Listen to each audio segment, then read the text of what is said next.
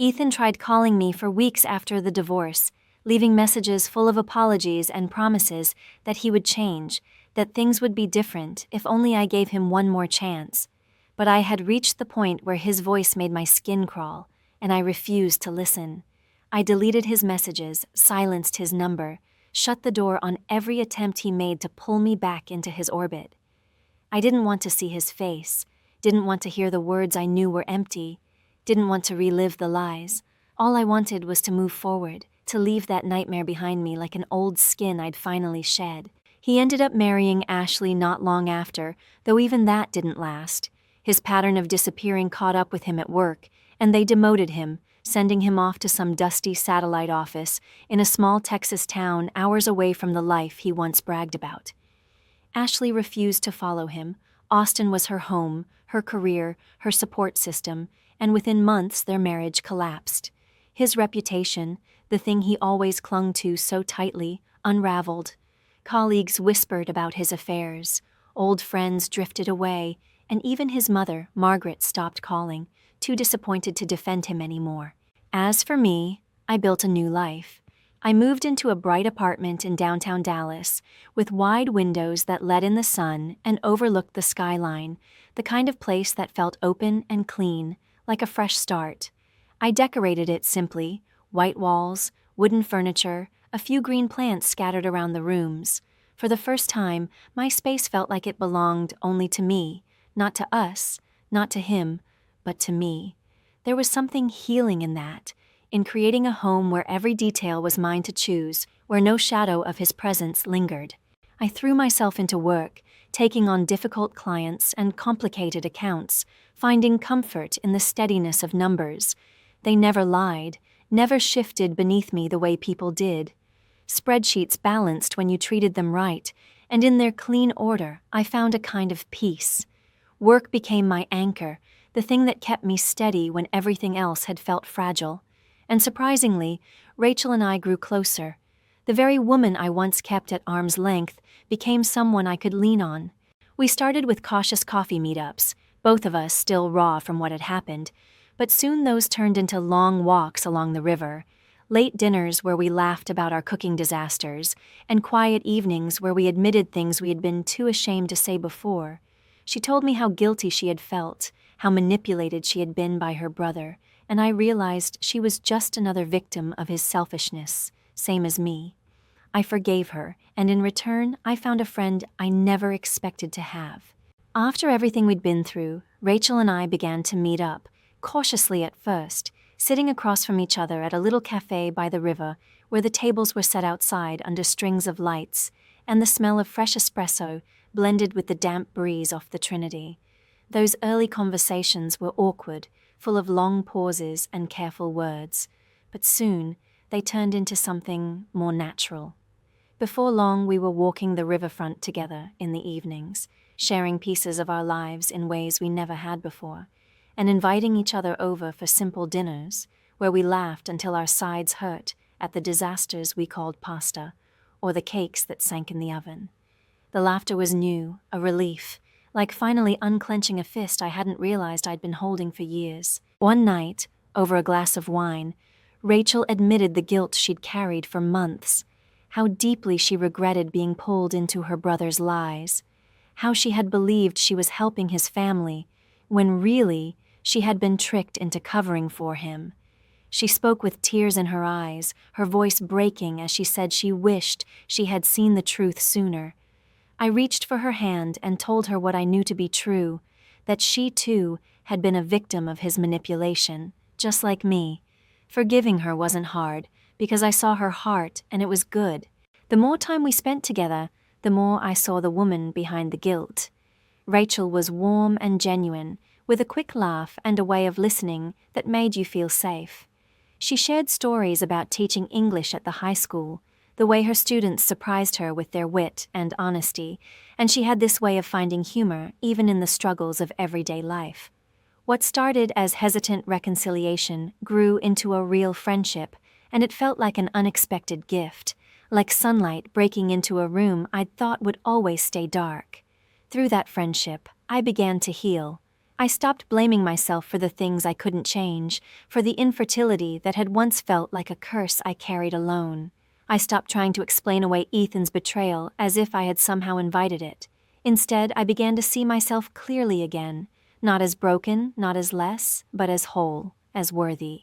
Work became my anchor, something steady and predictable in a world that had once spun out of control. I found comfort in the order of ledgers, the clean symmetry of numbers that always balanced if you treated them with care. And in the evenings, I traded the glow of spreadsheets for walks along the river, watching the Dallas sky erupt in shades of rose, gold, and violet as the sun slipped away, the water reflecting the colors back at me. It was in those quiet moments, coffee in hand, the city humming in the distance, that I realized I had finally stepped out of the wreckage of my old life and into something new, something entirely my own. For the first time in years, I started pulling books off the shelves that had gathered dust, the ones I'd always promised myself I'd read someday. Mysteries, old novels, even memoirs that carried me into lives far different from my own. I lost myself in those pages and found comfort in discovering worlds that didn't demand anything of me. I went to the theater with friends, sat in dark auditoriums with strangers, and felt the thrill of live voices echoing off the stage. I tried new recipes in my little kitchen, laughing when they failed, delighted when they worked. Cooking had never been part of me before, but it became something healing, a way to create joy out of simple things. I still remember the first lemon pie I baked from scratch, how nervous I was sliding it into the oven, convinced it would collapse like everything else I touched. But when I served it warm, Rachel's eyes lit up and she declared it a masterpiece, asking for seconds with a grin that made me laugh so hard I nearly cried. It was such a small moment, but it reminded me that life didn't have to be perfect to be beautiful. The unpredictability of it all no longer frightened me. Somewhere along the way, I stopped clinging to the future I thought I had lost and let go of the past that had weighed me down like an anchor. The pain had once defined me, but now it was simply part of my story, not the whole of it. Every morning as I brewed coffee and opened my laptop, I felt a spark of possibility, the sense that the day ahead could hold something new, something just for me. Sometimes, standing by the mirror, I'd catch my own reflection and pause. The woman looking back at me wasn't broken anymore. Her warm brown eyes held resilience. Her smile lines told the truth of someone who had known both laughter and tears. And for the first time in so long, I saw confidence instead of guilt, strength instead of shame. I was ready for new beginnings, with an open heart, a quiet smile, and the faith that no matter how life twists and turns, it will always give us another chance to begin again. And if my story touched something in you, if you've ever been through betrayal, heartbreak, or finding yourself again, I'd really love to hear your thoughts. Leave me a comment, share a piece of your own journey, because none of us should ever feel like we're going through this alone. And if you felt even a little stronger listening to this, hit that like button and subscribe so we can keep walking through these stories together. Because sometimes just knowing someone else has survived it makes all the difference.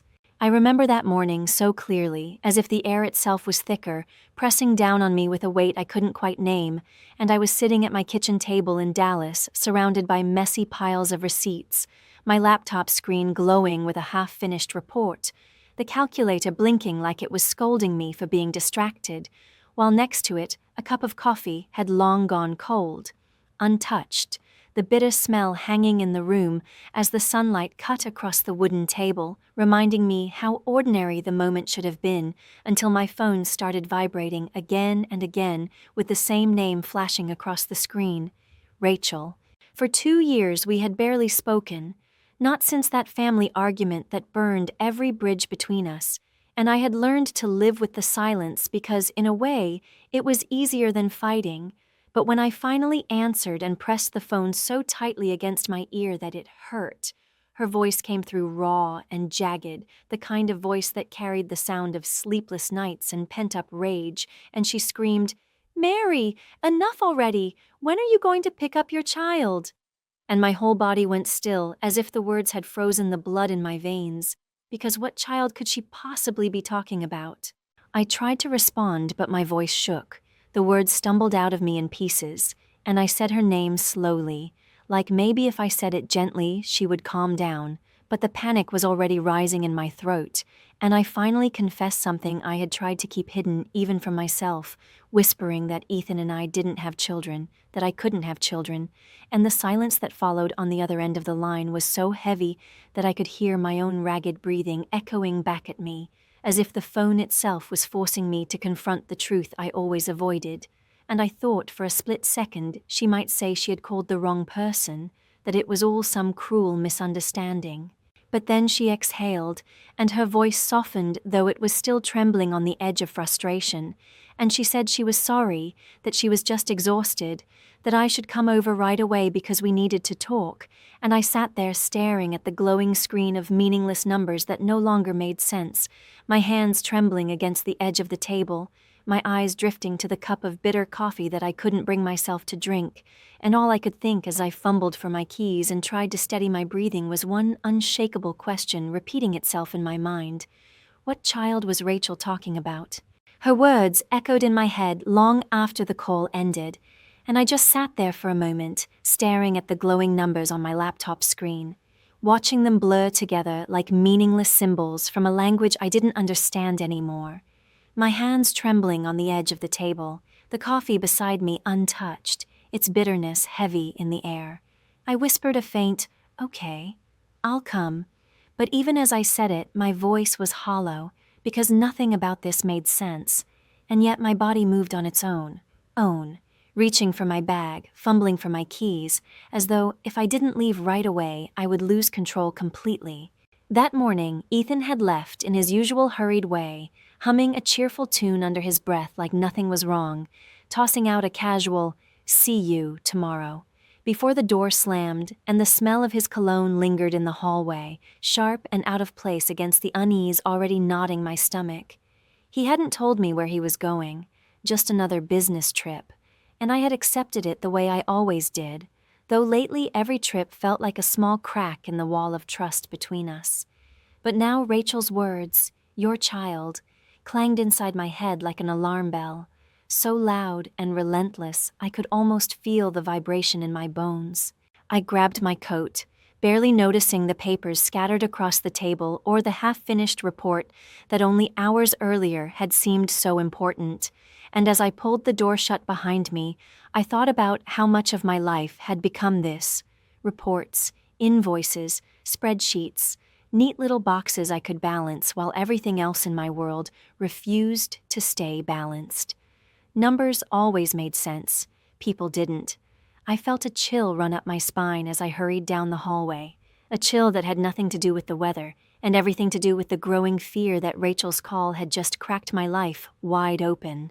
I was 35, an accountant who had carved out a quiet little routine working from home in Dallas, and I thought I had built something solid with Ethan. We'd been married 4 years, and I still remembered the night we met at a business conference in Denver, how he had walked into the room with that easy charm, a playful grin, a few days' stubble that somehow looked intentional, and the kind of twinkle in his eyes that made you believe he actually saw you in a way other people didn't. I hadn't been looking for anyone that night, but he found me, and I let myself believe it was fate. We spent that first evening talking about everything and nothing, laughing over bad hotel coffee, sharing stories about long work trips, and when he leaned in and said he admired my drive, that I wasn't like other women he knew who just played it safe, something inside me softened, because I had spent so many years convincing myself I was too busy, too practical, too ordinary for a love story. But Ethan made me feel chosen, and I said yes to him long before he ever slipped a ring on my finger. Looking back now, as I drove through the Dallas streets toward Rachel's apartment, all I could think was how quickly a life that once felt so secure could unravel with a single phone call. Ethan had this way of making even the most ordinary story sound like an adventure, and back then I couldn't get enough of listening to him. He'd talk about the bridges he worked on, the long drives through small Texas towns where no one knew his name, and I'd sit there smiling, feeling for the first time in years that someone was letting me step out of the shadows of my own lonely routines. I'd spent so much of my life buried in travel for work, hotel rooms blurring into one another, evenings where the only company I had was a spreadsheet glowing on my laptop screen, and suddenly, here was this man pulling me into a world that felt warmer, lighter, almost playful. We started seeing each other more and more, and those evenings turned into long walks along the Trinity River, late-night coffees in little hole-in-the-wall cafes that smelled of roasted beans and cinnamon rolls, where we'd sit pressed against each other in tiny booths like teenagers, talking until the barista would start wiping down counters, giving us that look that meant it was time to go. He had a laugh that filled a room and this habit of brushing his hand against mine like it was an accident, even though we both knew it wasn't. And I found myself looking forward to those moments in a way that made me feel 16 again. About a year later, he asked me to meet him at this cozy cafe in downtown Denver, the one with floor-to-ceiling windows where you could watch the sun sink low and turn the whole city golden. I walked in and smelled fresh pastries and heard soft jazz playing, and before I could even sit down, he was on one knee, his face pale with nerves but his eyes sparkling in that way that always disarmed me. He told me he admired my drive, my energy, that he wanted to walk beside me into the future, and my heart was pounding so loud I could barely hear the rest. I remember laughing nervously and saying, "Are you sure? I'm not the kind of woman who bakes pies on weekends or knits scarves by the fire. I'm always buried in reports." He squeezed my hand and chuckled, saying he didn't care about any of that he just wanted me exactly as I was, with all my late nights and numbers and quirks, and in that moment I believed him so completely that I thought nothing could ever shake us. Our wedding was beautiful, not extravagant, but filled with warmth. I wore a flowing white dress that caught the breeze just enough to make me feel like I was floating, and we stood under soft arches of flowers while friends and family raised glasses of champagne and toasted to forever. Those first months were like living inside a dream I hadn't dared to picture for myself.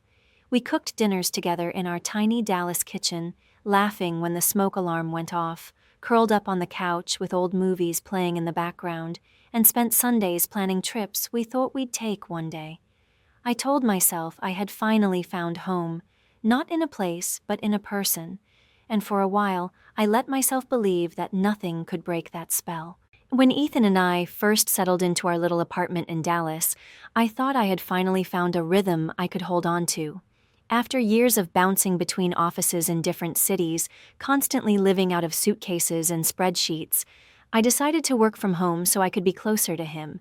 I set up a corner of our kitchen as my office, where the morning light poured in through the blinds and painted everything in soft gold, and the smell of freshly brewed coffee became our quiet ritual before the day scattered us in different directions.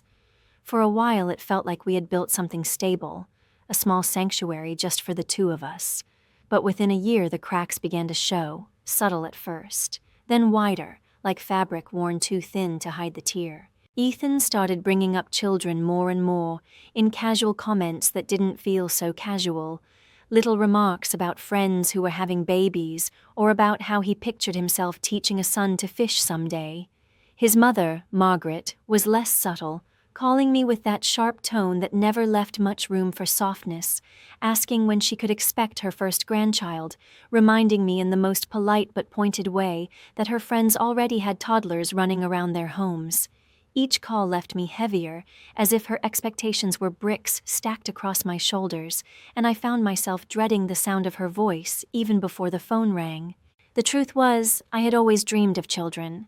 I used to picture teaching a little girl how to braid her hair, or running across the grass with a boy who was laughing so hard he could barely keep his balance, the echo of their footsteps filling a house with life. Ethan and I tried, really tried. I kept track of everything. The vitamins, the cycles, the doctor's visits where I sat under fluorescent lights, listening to explanations that made me feel more like a project than a person. Each month that ended in disappointment felt like a private funeral no one else attended, and I buried my hope a little deeper each time, convincing myself it was just a matter of patience.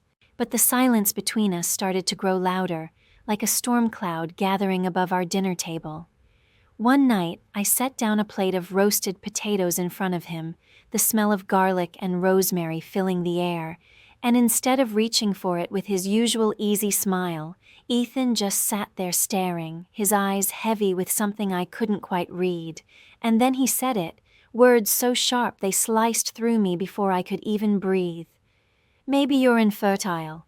Just like that, no pause, no hesitation, like he had been rehearsing the line in his head and finally let it slip out. I felt the color drain from my face as if the world had tilted, the fork trembling in my hand until I set it down carefully, afraid it might clatter against the plate and reveal just how shaken I was. That single word, infertile, echoed inside me like a cruel diagnosis carved into stone, and I couldn't decide what hurt more, the possibility that it was true or the fact that he had thrown it at me so easily, as though my worth as his wife, as a woman, could be reduced to that one devastating word. The moment the word left his mouth, it was like the air was sucked out of the room. Infertile. My face went cold, and the fork in my hand trembled so badly I had to set it down before I dropped it. I repeated it out loud, barely a whisper, as though saying it might make it less real, but my voice shook like a thread pulled too tight, ready to snap. That one word cut deeper than I could have ever imagined, lodging itself in my chest, pulsing with every heartbeat, reminding me that something I had always taken for granted might never belong to me. I had always thought of myself as healthy, active, capable. I rarely even caught a cold, and yet here I was, suddenly questioning the very foundation of what I thought being a woman, being a wife, meant. The idea that I might never hold a child of my own, never hear tiny footsteps running through the house, terrified me in a way I couldn't explain, like someone had yanked the floor out from under me and left me suspended in emptiness. So I did what I thought I had to do. I made an appointment at a women's clinic. Those weeks turned into months of waiting rooms with the faint smell of antiseptic and paper gowns that left me shivering, of blood tests and scans, of checking my email and phone obsessively as though the results might magically change if I wanted them badly enough. Each time the phone buzzed, I felt my heart leap with hope, only to sink again when it wasn't the doctor. And then one gray afternoon, I found myself sitting across from a physician whose eyes softened even as her words were careful, measured, professional. She opened the folder slowly, her fingers trembling just slightly, and told me the truth I already feared. My chances of conceiving were slim to none. She spoke about hormonal issues that were difficult to correct, about options that technically existed but carried no real promise, her voice steady but laced with empathy. I could barely hear her. The walls of that sterile room seemed to close in around me, and the sound of her voice blurred into a dull roar like a distant waterfall. I kept staring at the tiled floor, trying to hold on to some thread of control, but the words dissolved before I could catch them. All I could think was, how do I tell Ethan?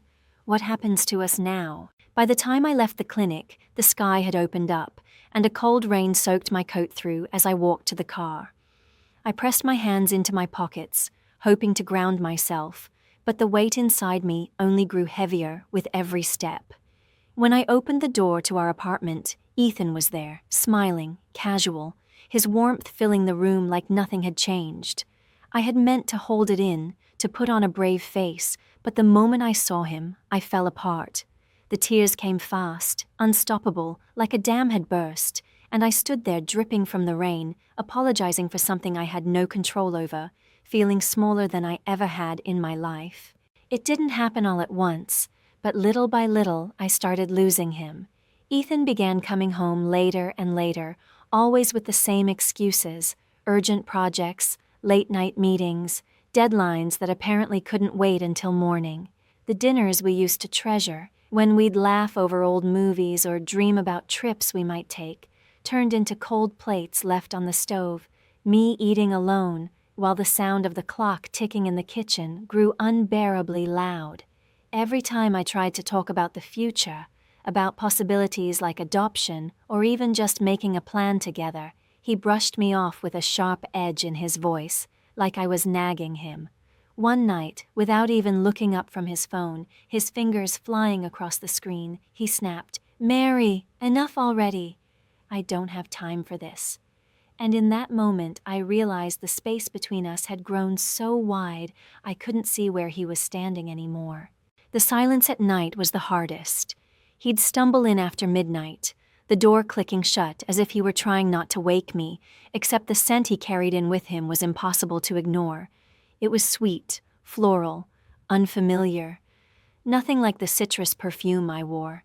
That smell clung to his coat, to his hair, and every time I asked where he had been, his answers grew shorter, sharper, cutting like glass. "It's none of your business, Mary." Or, "I'm tired, leave me alone." His words sliced through me more cruelly than if he'd raised his hand, and I lay awake listening to the hollow quiet of our apartment, the hum of traffic outside, and the sound of my own breathing, wondering when exactly our marriage had slipped into being a shadow of itself. So I buried myself in work. The glow of my laptop became my only steady companion, the rhythmic tapping of keys, the soundtrack to nights that used to be filled with his laughter. Balances, reports, endless numbers, things I could control, unlike him, unlike us. But no matter how hard I tried to drown it out, the thought of our crumbling marriage played in my head like a broken record, the same painful refrain I couldn't escape. And sometimes, sitting there alone in the stillness, I caught myself wondering if maybe he was right, if maybe everything came down to me and what my body couldn't give him. When Rachel's call came telling me to come over, I drove through Dallas with my mind in a tangle, thoughts looping over themselves like tangled wires in an old box you can't untwist. Had Ethan ever hinted at a child? Had he said something I dismissed, some offhand comment that should have raised alarms? I couldn't remember. All I felt was the pounding of my heart, the rising tide of dread that made it hard to breathe. By the time I pulled into the parking lot of her apartment complex, the world around me felt muted, the cracked pavement glistening from sprinklers, the faint smell of cut grass mixing with the damp air, and underneath it all a strange sweetness, like someone inside was boiling fruit on the stove. It was the kind of smell that should have been comforting, but in that moment it felt like a warning. When I knocked on Rachel's door, I wasn't sure what I was bracing myself for, but it wasn't the sound that greeted me. A child's cry, thin and piercing, echoed from inside the apartment, the kind of cry that makes your heart seize before you even understand why. She opened the door looking completely worn down, her hair pulled into a messy bun that had given up hours ago, dark circles beneath her eyes spelling out sleepless nights. And there on the floor sat a little girl, no more than a year old, with dark curls sticking to her damp cheeks, arms stretched out desperately toward Rachel, her tiny sobs rattling through the room like a plea I couldn't ignore. I froze in the doorway, my chest tightening until I could barely breathe, and the words tumbled out of me before I could stop them. Is that her?" My voice cracked so badly I barely recognized it, trembling like a leaf about to be torn loose by the wind. Rachel didn't answer right away, just pressed her lips together and gave the smallest nod, her face a mixture of guilt and irritation, like she'd been carrying a secret too heavy for too long. She scooped the baby up, set her gently on the couch surrounded by plush toys, a worn-out teddy bear, a floppy-eared bunny, a brightly colored rattle, and then turned back to me with a look that said she was ready to finally spill everything. She started tugging at the sleeve of her gray sweater, her voice flat, but honest, telling me Ethan had begun dropping the baby off about 6 months ago. He'd told her this little girl was ours, that we were overwhelmed and needed help, that she was just doing us a favor. At first, she thought she was helping her brother, thought she was being part of some family effort I had somehow agreed to. "I thought you knew, Mary," she said, her eyes searching mine for a sign that maybe I did and just hadn't admitted it yet. But she kept going, and each word felt heavier than the last. He hadn't just dropped her off once or twice. It had become a pattern, hours turning into days, days sometimes bleeding into more. She couldn't refuse him, not when she believed she was covering for us. And besides, he was her brother. But lately he had stopped answering her calls, left her stranded with a child who wasn't hers, and the weight of it all had finally broken her down.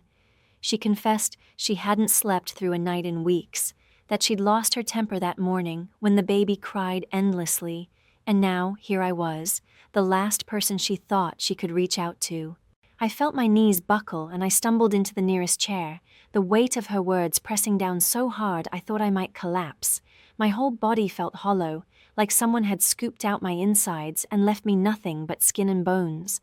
There was no denying it anymore. This wasn't some mistake, some cruel misunderstanding. Ethan had a child, a daughter, and I hadn't known a single thing about it. The moment it hit me, the room seemed to tilt. That child wasn't ours, which could only mean one thing: Ethan had another woman, and that little girl was theirs. The thought carved straight through me, sharp and merciless, and I felt a rush of pain and fury crash over me like waves pounding against rock, each one harder than the last. My voice shook when I finally managed to speak, but I forced myself to sound steady, to cling to some kind of control. I looked at Rachel and told her not to breathe a word to him about me being there, gripping my purse so tightly my knuckles went white. "I need proof," I whispered, more to myself than to her. "Before I confront him, I need to know everything, all of it." Rachel nodded, her expression softening into something that looked like guilt and sorrow rolled together.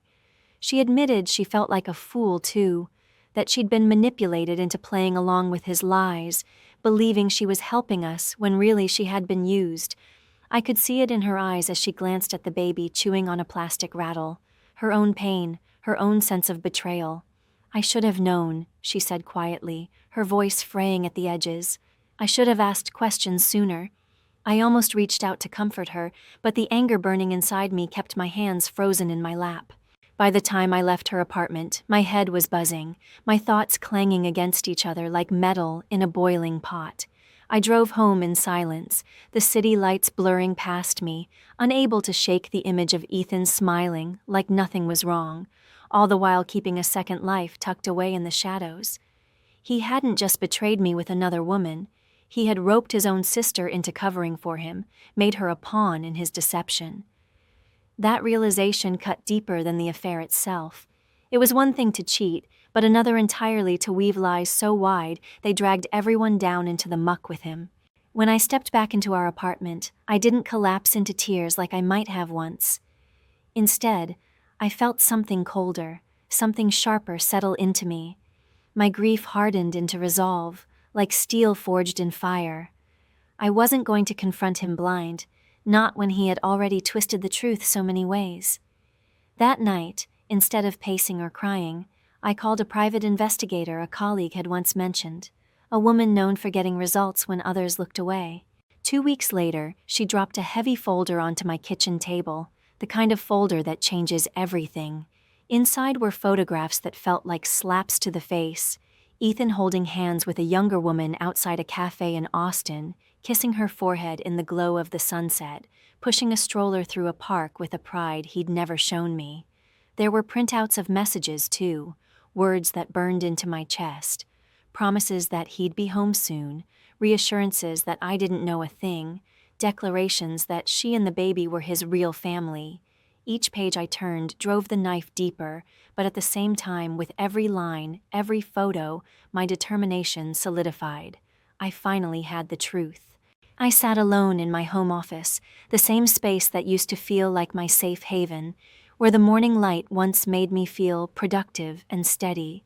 Now that same light slanted through the blinds and fell across my face, exposing the dark circles under my eyes, making me look as hollow as I felt. On the desk in front of me lay the folder from the investigator, thick and heavy, every page waiting to gut me. I flipped through them slowly, and with each photo, my cheeks burned as if someone had slapped me hard enough to leave a mark. There she was, Ashley, 29, a manager in Austin, the city Ethan had claimed to visit for work trips, more times than I could count. Their affair had begun not long after my diagnosis, almost as if the moment he heard I couldn't give him children, he went out searching for someone who could, and she had. She'd given birth to a little girl, the same baby I'd seen at Rachel's, the one Ethan had paraded around as our child to cover his lies.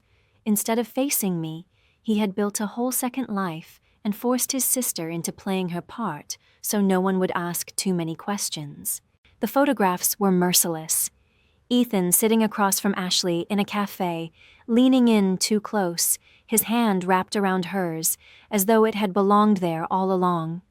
The two of them walking along the riverfront in Austin, laughing in the golden glow of sunset, their bodies turned toward each other in that unconscious way people do when they're in love, and then the one that broke me in a way I didn't think was possible.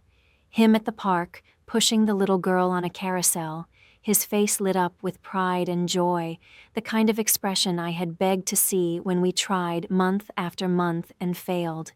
Every image cut me open, sharp and deliberate, but still I refused to cry. I wouldn't give him that. My tears had already been stolen by nights of silence, by the smell of another woman's perfume on his coat, by the weight of his mother's disappointment pressing against me. Now all I felt was a hollow coldness, and under that, a resolve growing stronger with every page I turned. And then came the messages, the words that burned into me like acid. "On my way, miss you. Don't worry, Mary doesn't know. You're my real family." My hands shook as I read them, gripping the paper so hard I nearly tore it in two. Real family. That was what he called them, as if the vows we had taken, the years I had given him, the pain I had endured, counted for nothing.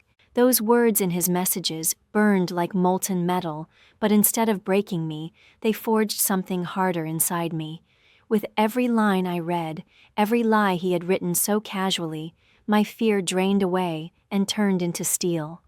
A few days later, Rachel called, her voice trembling like she was afraid someone might overhear. She told me Ethan was coming by that evening to pick up the baby, speaking so quickly I could hear the panic running under her words. "He thinks I'll be alone," she whispered. My answer came before I even thought it through, calm and cold, like ice forming across water. "I'll be there. Don't let him know what I've found. Let him believe he's still in control." By 7 o'clock I was standing in Rachel's apartment, my heart beating so hard it felt like it was lodged in my throat, every pulse echoing through my temples and fingertips. The room was warm and homey in a way that almost hurt, cluttered with toys scattered across the floor, a tiny blanket with teddy bears tossed on the couch, the smell of homemade applesauce lingering in the air from Rachel's attempts to soothe the baby. I stood near the door, clutching the strap of my purse so tightly my nails dug into my palm, grounding myself with the sting. Rachel moved quietly in the kitchen, her eyes darting toward me now and then, both of us bracing for what was about to come. When the doorbell finally rang, the sound tore through me like a shot, and for a second I couldn't move. I closed my eyes, inhaled as deeply as I could, and forced my shoulders back the way a soldier might before marching into battle. My legs felt like they belonged to someone else as I stepped forward, each movement deliberate, my breath shallow but steady. The apartment had gone silent except for the faint coo of the baby, who seemed to sense the tension pressing down on the room. I opened the door, and there he was. Ethan stood on the threshold in his usual gray coat, stubble lining his jaw, but the easy smile he always carried, the one he used to charm me, to disarm others, vanished the moment his eyes met mine. His face drained of color, his mouth parted in shock, and he froze as though he had seen a ghost. For a moment, neither of us spoke. I took in the sight of him, this man I had once trusted with every piece of me, and felt nothing but the steady burn of betrayal coursing through my veins. "Mary?" he stammered, his eyes darting wildly between me and Rachel, who stood behind me with her arms crossed tight against her chest, her expression hard and unyielding. His voice cracked like he couldn't decide whether to act surprised or terrified. "What are you doing here?" The question almost made me laugh. After everything, he had the nerve to ask me that. I kept my voice steady, cold as stone, and met his eyes without flinching. "That's what I should be asking you, Ethan. Who is this little girl?" I took a step closer, my tone sharpening. And don't lie to me, I know everything. I pulled the folder from my bag, the one the investigator had given me, and let it fall open across Rachel's kitchen table. Papers slid out, photographs scattering in all directions, text messages printed in black and white for anyone to see. It was like laying bare an open wound right in front of him, exposing everything he had tried so hard to keep hidden. He reached out as if to gather them back up, but his hand shook, and for once in his life he looked small, like a boy caught doing something he couldn't talk his way out of. "It's not what you think," he started, his voice thin and trembling, tugging at the collar of his coat like it might choke him. "Mary, I can explain." I stepped forward until there was hardly space between us, my rage burning hot behind the calm surface of my voice. "Not what I think," I said slowly. "Your so-called business trips were rendezvous with Ashley. You left your daughter here with Rachel, spinning lies about her being mine, dragging your own sister into your filth. You betrayed me, you betrayed her, and you betrayed your family." Rachel stepped closer too, her voice shaking with fury as she cut in, her face set like a judge delivering a sentence. "This is the last time I ever cover for you, Ethan," she said, her words hard and final. "I'm telling Ashley everything. Her parents deserve to know exactly what kind of man you are." The color drained from his face, his mouth opening and closing as if the words he wanted to find had deserted him. He held his hands out in a pathetic gesture, pleading, "No, please, you don't understand. This will destroy me." And in that moment, watching him squirm, I realized he was no longer my husband, not in any way that mattered. He was just a coward, exposed, stripped of all the lies he had built to shield himself, and I felt stronger than I had in years. Rachel's words hung heavy in the room. Her parents deserve to know who you really are. Ethan's face collapsed as if the floor had given way beneath him. "No, please," he begged, his voice breaking, hands outstretched like he could somehow gather us back in with his desperation. That would ruin my reputation. And I realized, with a sting that felt almost liberating, that even now he wasn't worried about me, or Rachel, or the baby, only himself and the mask he wore for the world. He turned to me, his voice trembling. "Mary, let's talk. I can explain. It was just a mistake." But the words didn't move me anymore. They slid off me like water on glass. I met his eyes and cut him down with the only truth left to say. "No, Ethan. You destroyed everything yourself. You betrayed me. You betrayed Rachel. You betrayed your own daughter. Maybe I can't have children, but that never gave you the right to lie, to use all of us like pawns in your game." I felt my voice sharpen into steel as I turned, and without hesitation I walked out, leaving him standing in the doorway, his face twisted in a kind of despair that looked like a man watching his whole life burn. Behind me, Rachel closed the door without a word, and the sound echoed down the hallway, mixing with the soft, distant cries of the baby. I didn't look back. I carried my resolve with me, and the next morning I drove to Austin. I knocked on Ashley's apartment door, my heart pounding but my conscience clear. When she opened it, her expression shifted from polite confusion to stunned horror as I told her who I was and why I had come. Ashley was taller than I expected, with short blonde hair and tired eyes that widened as I spoke. She clutched her daughter close, her fingers nervously twisting the fabric of the baby's little dress as tears welled up. Between sobs, she confessed she hadn't known I even existed, that Ethan had told her he was divorced. She thought she had been building a family with a free man, not stepping into someone else's marriage. And for the first time, instead of anger, I felt something unexpected toward her, an ache of compassion. We were both victims of the same web of lies, both played by the same selfish man. I returned to Dallas with the evidence I had already gathered, and I filed for divorce. The process was quick, mercifully straightforward, because the truth was too plain to ignore. The photos, the messages, Rachel's testimony, all of it pointed to betrayal beyond repair. The judge awarded me half of everything, including the apartment Ethan and I had once called ours, and a financial settlement that felt less like compensation and more like recognition that what he had taken from me could never truly be repaid. For the first time in months, I walked out of that courtroom breathing freely, my shoulders lighter, knowing I had closed the door on a chapter that should have ended long ago.